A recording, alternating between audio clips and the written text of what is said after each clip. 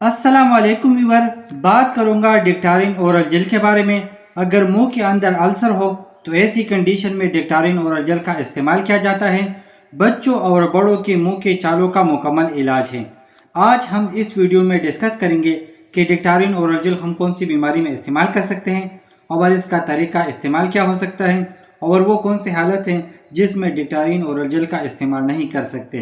Complete review जाने इस video में। सबसे पहले बात करेंगे डिक्टारिन ओरल जेल के कंपोजिशन के बारे में। तो इसके अंदर माइकोनाजोल पाया जाता है और डिक्टारिन ओरल जेल एस्पेन कंपनी का प्रोडक्ट है। अगर प्राइस के बारे में बात करें तो 220 रुपये में किसी भी फार्मेसी से बआसानी मिल सकता है।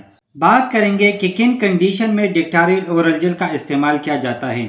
तो डिक्टारिन ओरल जेल फंगल इन्फेक्शन को ख़त्म करने के लिए इस्तेमाल किया जाता है और ये ओरल जेल है, यानी मुंह में लगाने वाला जेल है। अगर मुंह के अंदर चाले हो या जख्म हो तो ऐसी कंडीशन में डिक्टारिन ओरल जेल का इस्तेमाल किया जाता है।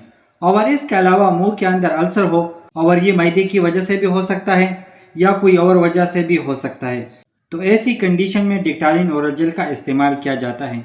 क्योंकि डिक्टारिन ओरल जेल के अंदर माइकोनाजोल होता है और माइकोनाजोल का काम ये होता है, अगर मुंह के अंदर बैक्टीरिया की वजह से इन्फेक्शन हो या अगर फंगल इन्फेक्शन की वजह से इन्फेक्शन हो तो ऐसी कंडीशन में डिक्टारिन ओरल जेल का इस्तेमाल किया जाता है।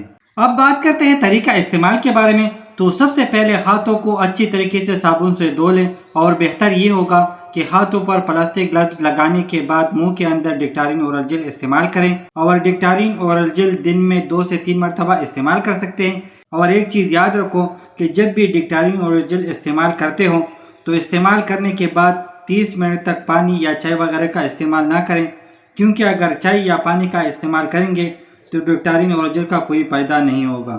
अब बात करते हैं साइड इफेक्ट के बारे में कि डिक्टारिन ओरल जेल से क्या क्या नुकसान हो सकता है। तो मुंह के अंदर स्वेलिंग हो सकता है और इसके अलावा सांस में तकलीफ हो सकता है। अब बात करते हैं कंट्रा इंडिकेशन के बारे में कि वो कौन सी हालत है कि जिसमें डिक्टारिन ओरल जेल का इस्तेमाल नहीं कर सकते। अगर किसी को एलर्जी हो तो ऐसी कंडीशन में डिक्टारिन ओरल जेल का इस्तेमाल ना करें।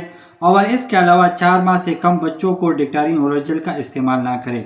और अगर किसी को जिगर की कोई बीमारी हो तो ऐसी कंडीशन में डिक्टारिन ओरल जेल का इस्तेमाल ना करें। तो उम्मीद करता हूँ वीडियो अच्छी लगी होगी। लाइक कर देना, शेयर कर देना, अगर कोई सवाल हो तो कमेंट्स कर देना, अगर चैनल पे न्यू हो तो सब्सक्राइब कर देना।